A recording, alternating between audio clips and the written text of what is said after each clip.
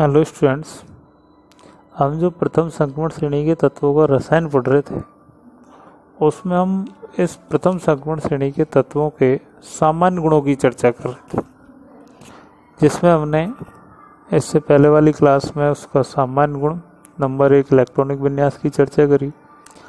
आज हम नंबर 2 जो सामान्य गुण है उनका ऑक्सीकरण अंक उसकी चर्चा करें। देखो, ये जो संक्रमण श्रेणी के तत्व हैं, ये जो डी ब्लॉक एलिमेंट्स, इन डी ब्लॉक एलिमेंट्स में N-1D और NS जो कक्षक है, इन दोनों कक्षकों की ऊर्जा लगभग समान होती है। और ऊर्जा लगभग समान होने के कारण ये जो संक्रमण श्रेणी के तत्व हैं, ये परिवर्तनशील ऑक्सीकरण अवस्था प्रदर्शित करते हैं। अर्थात परिवर्तनशील ऑक्सीकरण अवस्था से अर्थ है हमारा कि ये एक से अधिक प्रकार के ऑक्सीकरण अंक प्रदर्शित करते हैं। लेकिन जो प्रथम संक्रमण श्रेणी का तत्व है स्कैंडियम, यह स्कैंडियम परिवर्तनशील ऑक्सीकरण अवस्था प्रदर्शित नहीं करता। यह केवल +3 ऑक्सीकरण अवस्था प्रदर्शित करता है। क्योंकि पिछली क्लास में जब हमने इसका देखा था कि स्कैंडियम का इलेक्ट्रॉनिक विन्यास आर्गन 3d1 4s2। अब जब ये स्कैंडियम अपने 3 इलेक्ट्रॉन मुक्त करता है तो 2 इलेक्ट्रॉन तो S से और 1 इलेक्ट्रॉन D कक्षक से मुक्त करता है, तो ये नोबल गैस आर्गन के समान इलेक्ट्रॉनिक विन्यास ग्रहण कर लेता है। तो यह केवल +3 ऑक्सीकरण अवस्था ही प्रदर्शित करता है। अब हम बात करते हैं कि किसी तत्व का ऑक्सीकरण अंक क्या होता है। तो जैसे किसी यौगिक में किसी भी तत्व का जो ऑक्सीकरण अंक है, यह ऑक्सीकरण अंक उस तत्व पर उपस्थित उस आवेश के समान है जो उस यौगिक में उस तत्व के साथ जुड़े हुए अन्य सभी परमाणुओं को उन पर उपस्थित आवेश के सहित हटा देने के बाद शेष आवेश जो बचता है वो इस तत्व का क्या कहलाता है? ऑक्सीकरण अंक। जैसे हम मैग्नीशियम डाइक्लोराइड का उदाहरण लेते हैं। अब इस मैग्नीशियम डाइक्लोराइड में इस मैग्नीशियम के साथ 2 क्लोरीन परमाणु जुड़े हुए हैं और क्लोरीन परमाणु पर -1 आवेश होता है। तो यदि इस यौगिक में से दोनों क्लोरीन परमाणुओं पर उपस्थित -1 आवेश के साथ यदि इनको हटा दें तो इस मैग्नीशियम के ऊपर +2 आवेश बचेगा। तो ये जो +2 आवेश है, ये इसका क्या कहलाएगा? Oxidation number. उसी तरह यदि हम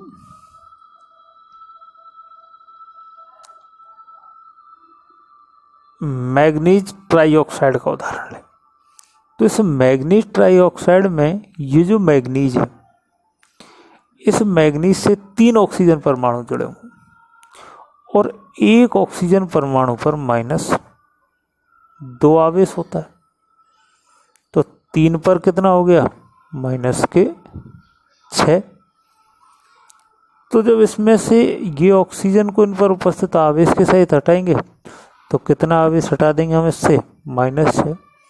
तो इस मैग्नीज के ऊपर कितना आवेश आ जाएगा? +6। तो मैग्नीज का ऑक्सीकरण अंक कितना हो गया? +6।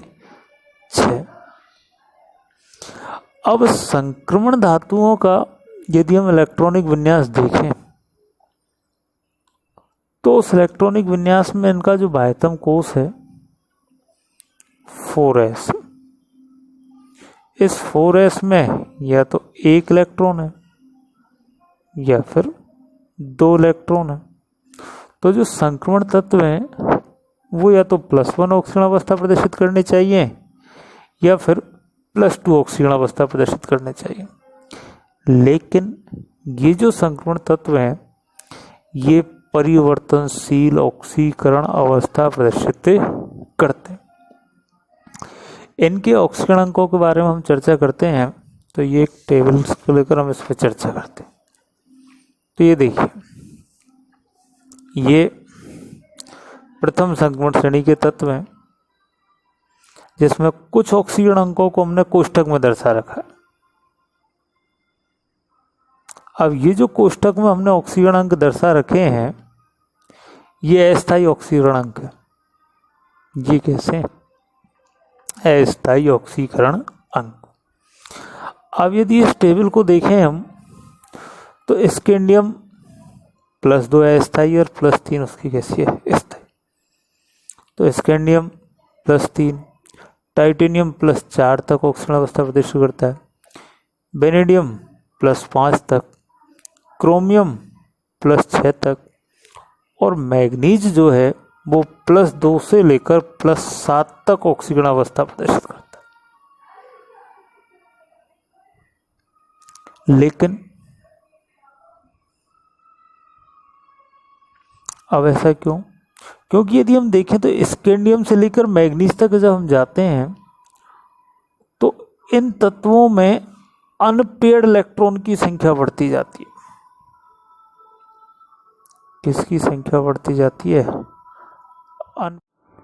और ये जो अनपेयर्ड इलेक्ट्रॉन की संख्या बढ़ रही है, इस अनपेयर्ड इलेक्ट्रॉन की संख्या के कारण ही इसमें ऑक्सीकरण अंक बढ़ता जाता है।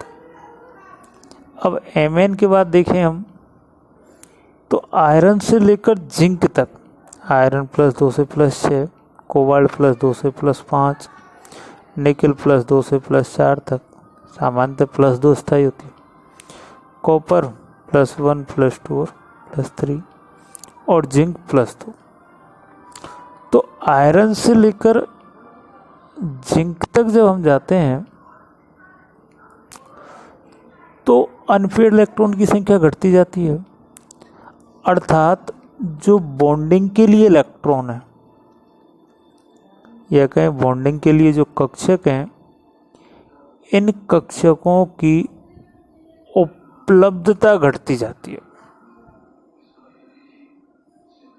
जिसके कारण इनके ऑक्सीकरण नंबर में भी कमी होती जाती है और जिंक केवल +2 ऑक्सीकरण अवस्था ही प्रदर्शित करता है। अब सामान्यतः किसी भी संक्रमण तत्व के ऑक्सीकरण के स्थायित्व को हम उसके अर्धपूर्ण, पूर्ण भरे या रिक्त जो डी कक्षक है उनके स्थायित्व के आधार पर आसानी से समझा सकते हैं। अब इस ऑक्सीकरण अंक से संबंधित हमें जैसे कुछ क्वेश्चन देखें कि हम ये कहें कि Mn की मैग्नीज की +2 ऑक्सीकरण अवस्था की तुलना में जो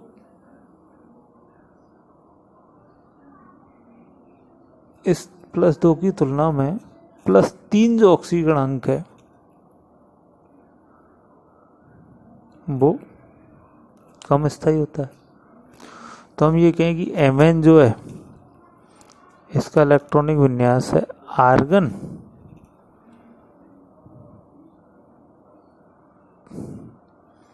(3d5)4s2। अब जब ये +2 ऑक्सीकरण अवस्था प्रदर्शित करता है तो ये 2 4s के इलेक्ट्रॉन मुक्त करेगा, तो इसके पास क्या बचेगा? 3d5 इलेक्ट्रॉनिक विन्यास। अर्थात हम ये कहें कि +2 ऑक्सीकरण अवस्था में ये अर्धपूर्ण इलेक्ट्रॉनिक विन्यास ग्रहण करेगा। लेकिन अगर +3 की बात करेंगे तो +3 में एक इलेक्ट्रॉन और कहाँ से मुक्त कर देगा? ये डी कक्षकों से। तो Mn के +3 ऑक्सीकरण अवस्था में इलेक्ट्रॉनिक विन्यास हो जाएगा आर्गन 3d4, तो उसका स्थायित्व कम हो गया। तो +2 ऑक्सीकरण अंक +3 की तुलना में अधिक स्थायी होता है। उसी प्रकार हम कहें कि स्कैंडियम की +3 ऑक्सीकरण अवस्था +2 से अधिक स्थायी है, क्योंकि हमने कहा कि 3 इलेक्ट्रॉन मुक्त करते ही ये नोबेल गैस आर्गन के समान इलेक्ट्रॉनिक विन्यास ग्रहण कर लेता है। या फिर हम कहेंगे सब जो स्कैंडियम है इसकी +3 ऑक्सीजन अवस्था तो स्थायी है, जबकि Mn की +3 ऑक्सीजन अवस्था कैसी है, अस्थायी। तो ऐसे क्वेश्चन का भी हम आसानी से आंसर दे सकते हैं कि मैग्नीज +3 ऑक्सीजन अवस्था में किसी प्रकार का स्थायित्व प्राप्त नहीं करता, जबकि स्कैंडियम +3 ऑक्सीजन अवस्था में नोबेल गैस इलेक्ट्रॉनिक विन्यास ग्रहण कर लेता है। तो मैग्नीज की +3 अस्थायी है और स्कैंडियम की +3 स्थायी है। अब इस ऑक्सीकरण अवस्था के आधार पर हम संक्रमण तत्वों के कुछ गुणों की व्याख्या करते हैं। जैसे नंबर 1 कि जो संक्रमण धातु जो है वो निम्न ऑक्सीकरण अवस्था में, जो लो ऑक्सीडेशन नंबर है, इस लो ऑक्सीडेशन नंबर में आयनिक गुण प्रदर्शित करते हैं। लेकिन जैसे जैसे इनका ऑक्सीकरण अंक बढ़ता जाता है, इनमें सहसंयोजक गुण भी, क्योंकि जैसे जैसे ऑक्सीकरण अंक बढ़ता जाएगा उस धातु आयन पर, जो भी धातु आयन है, इस धातु आयन पर धनावेश बढ़ता जाता है, जिसके कारण इस धातु आयन में किसी भी ऋणायन को ध्रुवित करने की जो क्षमता है,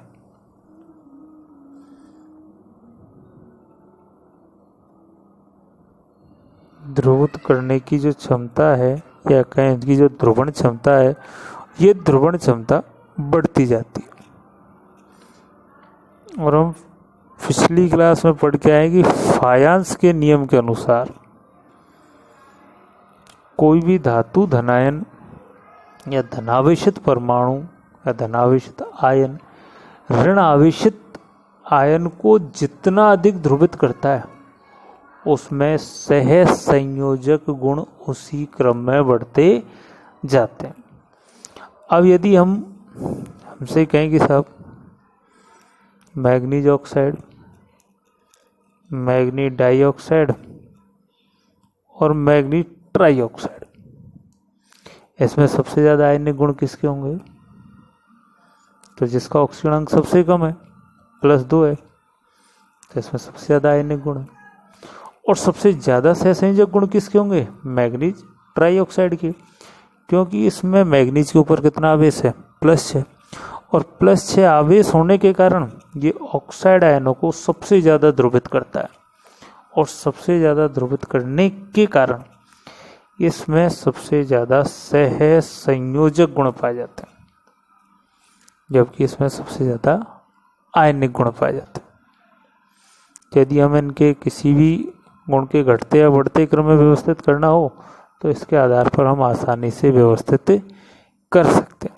जैसे हम कहें कि सब सहसंयोजक गुणों के बढ़ते क्रम में व्यवस्थित करो, तो ये इसका क्रम हो जाएगा।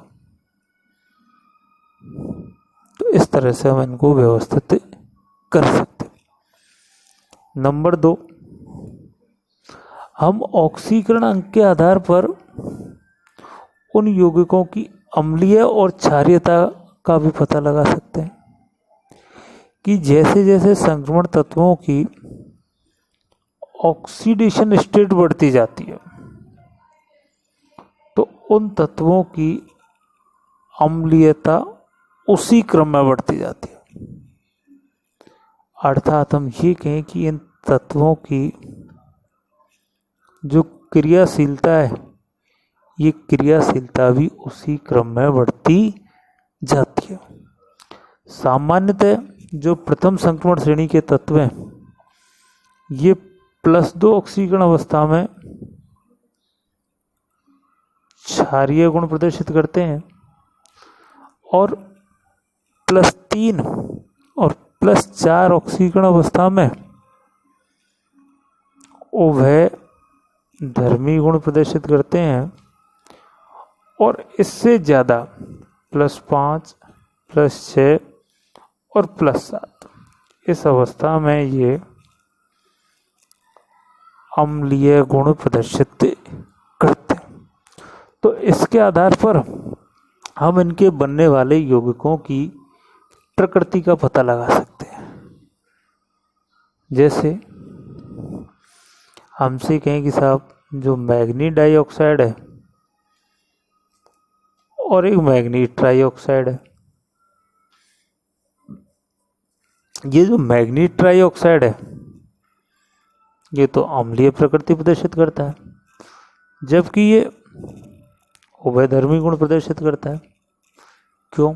तो हम कहें भाई मैग्नीज ट्राइऑक्साइड है, इसमें मैग्नीज का +6 ऑक्सीकरण अंक है, जिसके कारण इसकी अम्लीय प्रवृत्ति अधिक है। जबकि यहाँ पर जो मैग्नीज है इसका ऑक्सीकरण अंक केवल 4 है, तो ये उभयधर्मी गुण प्रदर्शित करता है। नंबर 3 जो गुण है, ये जो संक्रमण धातु हैं, ट्रांजिशन जो मेटल हैं, इन ट्रांजिशन मेटल की जो निम्न ऑक्सीकरण अवस्था है, ये निम्न ऑक्सीकरण अवस्था अम्लीय माध्यम में, जबकि उच्च जो ऑक्सीकरण अवस्था है ये उच्च ऑक्सीकरण अवस्था क्षारीय माध्यम में अधिक स्थायी होती है। और इस स्थायित्व के कारण ही जो संक्रमण धातुओं के हाइड्रोक्साइड हैं, इन हाइड्रोक्साइडों को जैसे ही हम वायुमंडल में खुला छोड़ते हैं, ये हाइड्रोक्साइड उच्च ऑक्सीकरण अवस्था के हाइड्रोक्साइडों में ऑक्सीकृत हो जाते हैं। जैसे एक हम फेरस हाइड्रोक्साइड जिसमें Fe+2 ऑक्सीकरण अवस्था में, ये हल्के रंग का होता है, लेकिन इसको जैसे ही हम वायुमंडल में खुला छोड़ते हैं ये फेरिक हाइड्रोक्साइड में ऑक्सीकृत हो जाता है, क्योंकि यहाँ पर ऑक्सीकरण अंक कितना है इसका +3। और जैसे हमने इसको वायुमंडल में खुला छोड़ा, ये यहाँ पर क्षारीय माध्यम अधिक होने के कारण ये निम्न से उच्च ऑक्सीकरण अवस्था में ऑक्सीकृत हो जाता है। नंबर 4, ये जो संक्रमण धातु हैं ये पाई लिगेंड जैसे कार्बोनिल और नाइट्रोसिल, इन दोनों लिगेंडों के साथ 0 ऑक्सीकरण अवस्था में भी स्थायी यौगिक बनाते हैं, 0 ऑक्सीकरण अवस्था में भी स्थायी यौगिक बनाते हैं। और इन यौगिकों में ये जो संक्रमण धातु हैं, ट्रांजिशन मेटल हैं, ये ट्रांजिशन मेटल 2 प्रकार का व्यवहार प्रदर्शित करते हैं। नंबर 1 सिग्मा ग्राही और नंबर 2 पाई दाता। इस प्रकार के जो यौगिक बनते हैं उसमें हमने कहा कि ये संक्रमण धातु 2 प्रकार का व्यवहार करती है। तो इस प्रकार की जो बॉन्डिंग होती है, उस बॉन्डिंग में सबसे पहले ये जो लिगेंड है, ये कार्बोनिल लिगेंड लिया। इस कार्बोनिल लिगेंड के जो भरे हुए कक्षक हैं, इन भरे हुए कक्षकों से धातु के रिक्त कक्षकों में इलेक्ट्रॉन डोनेट करते हैं। ये क्या करते हैं? इलेक्ट्रॉन डोनेट करते हैं। तो इसमें धातु ने किसकी तरह व्यवहार किया, सिग्मा ग्राही की तरह। अब इस डोनेशन से इस धातु के ऊपर इलेक्ट्रॉन घनत्व का मान बढ़ जाता है और इलेक्ट्रॉन घनत्व का मान बढ़ने के कारण धातु के स्थायित्व में क्या हो जाती है, कमी हो जाती है। अब इस बढ़े हुए इलेक्ट्रॉन घनत्व को कम करने के लिए धातु परमाणु अपने ये जो भरे हुए कक्षक हैं, इन कक्षकों से इस कार्बोनिल के एंटी बॉन्डिंग कक्षकों में इलेक्ट्रॉन का डोनेट करते हैं और डोनेशन से एक पाई बॉन्ड बना लेते हैं। तो इस बॉन्ड में धातु ने इलेक्ट्रॉन दिए, तो ये कैसा व्यवहार हो गया, पाई दाता व्यवहार। तो इस प्रकार की जो बॉन्डिंग है, इस बॉन्डिंग को कहते हैं हम बैक बॉन्डिंग, क्योंकि इसमें पहले स्टेप में धातु लिगेंड से इलेक्ट्रॉन ग्रहण कर रहा है और दूसरे स्टेप में ये धातु लिगेंड को नंबर 5, ये जो प्रथम संक्रमण श्रेणी के तत्व हैं, फर्स्ट जो ट्रांजिशन मेटलों की जो सीरीज है, इस सीरीज में +2 +3 और इनसे जो उच्च ऑक्सीकरण अवस्था है, इन अवस्थाओं के मध्य असमानुपातन का गुण पाया जाता है।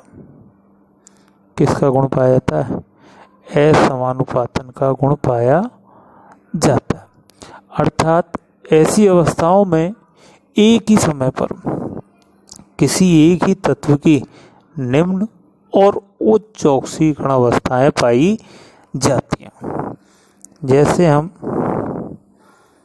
Mn2O3, इसमें असमानुपातन की अभिक्रिया देखते हैं, तो ये जब विघटित होता है तो ये MnO2 + MnO, ये जो डाईमैग्नीशियम ट्राईऑक्साइड है, इस डाईमैग्नीशियम ट्राईऑक्साइड में मैग्नीज का ऑक्सीकरण अंक है +3 और विघटित होकर ये मैग्नी डाइऑक्साइड बनाया, जिसमें ऑक्सीकरण अंक कितना है, +4 और एक मैग्नीज ऑक्साइड बनाया जिसमें ऑक्सीकरण अंक कितना है, +2। तो इसमें तो इस Mn का क्या हुआ, ऑक्सीकरण, और यहाँ क्या हो गया, इसका रिडक्शन। तो इन अभिक्रियाओं में एक ही तत्व का ऑक्सीकरण होता है और उसी तत्व का क्या होता है, रिडक्शन। तो ऐसी अभिक्रिया असमानुपातन अभिक्रिया कहलाती है। तो इस प्रथम श्रेणी के तत्वों में असमानुपातन का गुण भी पाया जाता है।